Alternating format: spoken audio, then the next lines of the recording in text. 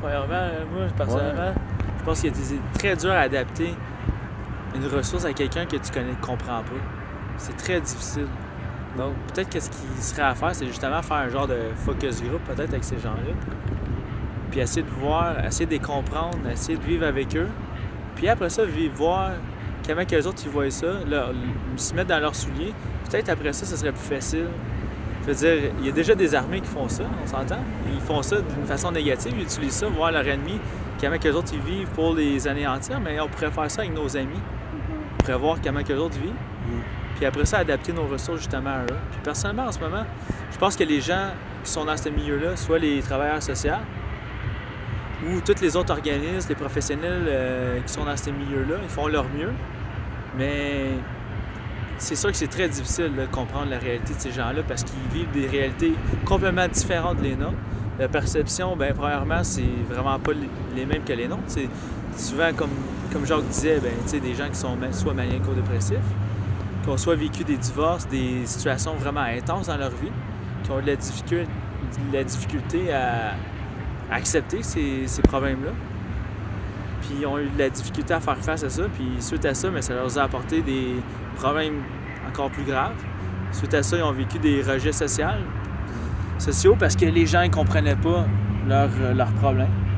Puis ça fait en sorte qu'ils ont été exclus de la société. Puis c'est très, très difficile de les ramener dans notre société. Puis faire en sorte qu'ils ont un sentiment de faire une partie intégrante là, de notre société. Puis une activité comme les 5 jours d'itinérance cette semaine, qu'est-ce que tu penses que ça peut apporter comme bénéfice pour ces gens-là? Bien, premièrement, c'est sûr qu'on nous autres, on essaie d'aller chercher des ressources financières pour ces gens-là. Donc, dans un premier ordre, c'est sûr que juste une soupe chaude, je pense que des fois, ça peut rapporter un réconfort. C'est sûr que c'est très, très superficiel.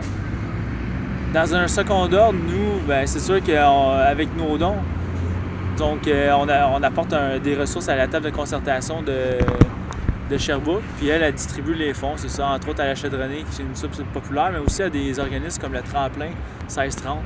Puis eux autres, qu'est-ce qu'ils font? C'est qu'ils essaient de, premièrement, réinsérer les jeunes qui sont marginaux, qui ont eu des problèmes avec leurs parents, qui n'ont pas toujours eu peut-être la même facilité que nous autres avec nos parents. Puis peut-être essayer de les réinsérer dans la société.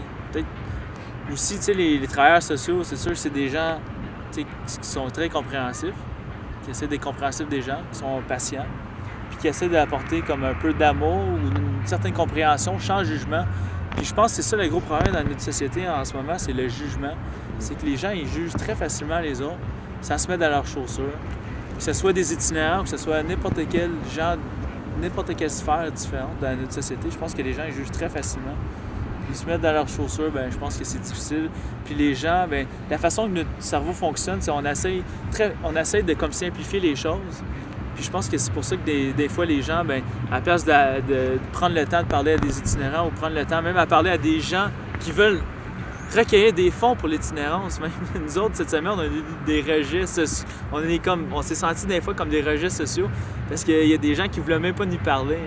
Juste parce que nous, personnellement, on essayait de recueillir des fonds pour des gens itinérants. Puis on s'est fait rejeter parce qu'on essayait de recueillir des...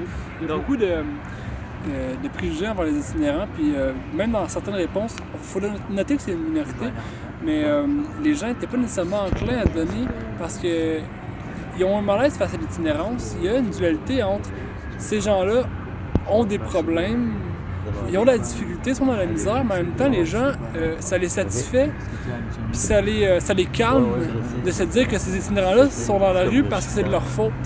Donc, ceux qui ont une vision plus de responsabilité de l'individu dans sa situation dans la rue, bien, ils vont avoir beaucoup moins tendance à donner de l'argent, puis aller vers eux, puis même à essayer de comprendre leur réalité. Parce que pour eux, étant donné que c'est de leur faute, ça vaut pas la peine d'apprendre à les connaître.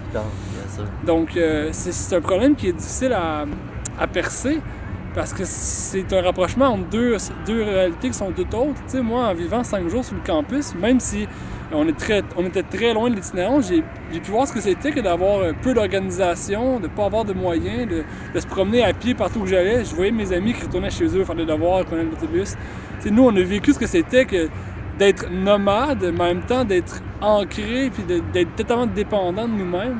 On a essayé de créer une cohésion entre nous, ce qu'on a réussi à faire, mais même là, c'était beaucoup plus difficile parce que les outils de communication auxquels on était habitués étaient totalement disparus. Pas de cellulaire, pas d'informatique. On était vraiment retourné à la base du bouche-à-oreille, puis ça, c'était assez particulier. Puis on peut s'imaginer maintenant que dans l'itinérance, c'est ce qu'ils vivent au quotidien, puis c'est pour ça qu'on a misère à obtenir de l'aide, c'est qu'il n'y a pas moyen d'aller les joindre. On ne peut pas les contacter par la poste, ni par Internet. À moins qu'il y ait certains chanceux qui aient accès à des cafés Internet, mais encore là, je doute. Donc, c'est plein de détails. Plus qu'on approfondit le sujet, plus qu'on en découvre, plus qu'on réalise qu'il y a beaucoup encore à faire à ce niveau-là. Mais dans le fond, toi, pourquoi tu as décidé de faire les 5 jours de l'itinérance? Parce que je pense que c'est un sujet qui est tabou, qui rend les gens mal à l'aise, qui n'est pas assez discuté. L'itinérance, c'est quelque chose dont on est collectivement responsable, puis autant par notre système économique que par notre refus de le voir. Je te dirais que ce qui fait le plus mal aux itinérants, c'est les ignorer. Les gens passent devant eux sans leur parler, comme si c'était un simple décor dont ils s'étaient lassés. Puis c'est ça que je pense qui fait le plus mal, autant aux individus qu'à leur communauté, finalement, ou qu'à la réalité de l'itinérance. Puis moi, c'est pour ça que j'ai voulu participer à ça. Puis je voulais aussi me mettre un peu dans la peau de qu'est-ce que c'était que d'avoir plus de ressources, mais surtout de dépendre des autres pour mes ressources. Toute l'alimentation que j'ai pu recevoir, même si j'avais des amis qui étaient avisés que j'allais être ici, j'ai dû quand même attendre qu'ils viennent à l'école me porter ma nourriture. Tu sais, j'avais un sentiment d'impuissance. Si je venais pas, ben j'étais rendu dépendant. Donc si je participe pas au système économique comme un itinérant, ben je peux pas obtenir mes besoins essentiels. C'est aussi absurde que ça. Donc, c'est ce qui m'a motivé à le faire, puis aussi pour montrer à reste de la société que c'est pas nécessairement que l'aspect on vit à l'extérieur qui est difficile, mais la solitude.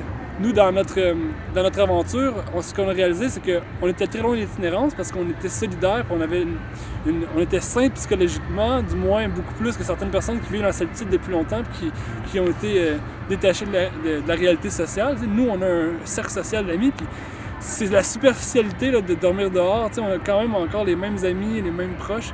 Donc, c'est eux, même si on les réintégrait dans la société, qu'on les mettait dans un appartement, qu'on fermait la porte, qu'on disait voilà chez vous, ils sont pas plus intégrés dans la société. Donc, c'est pas tant le fait qu'ils soient sans-abri qui est mauvais pour eux ou qui les rend impuissants, mais bien leur solitude.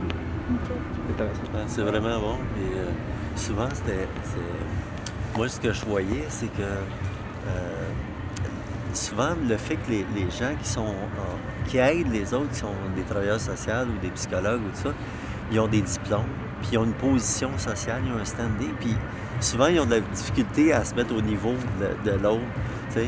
Puis moi, disons, comme quand je récupérais de la nourriture pour le partager aux autres, puis je fais toujours ça, c'est comme je veux pas les continuer à promouvoir la drogue ou la cigarette, tout ça. Fait que je préfère, au lieu de lui donner des sous, lui donner de la nourriture. Je dis au moins même, des fois quand je vois des personnes qui dorment, soit que ceux qui sont alcooliques ou quelque chose, parce qu'ici, il y a beaucoup de problèmes comme ça. Dans d'autres pays, c'est vraiment la pauvreté sans problème autres là, que j'ai vu à travers l'Amérique latine, parce que je suis allé d'ici jusqu'au Panama. Mais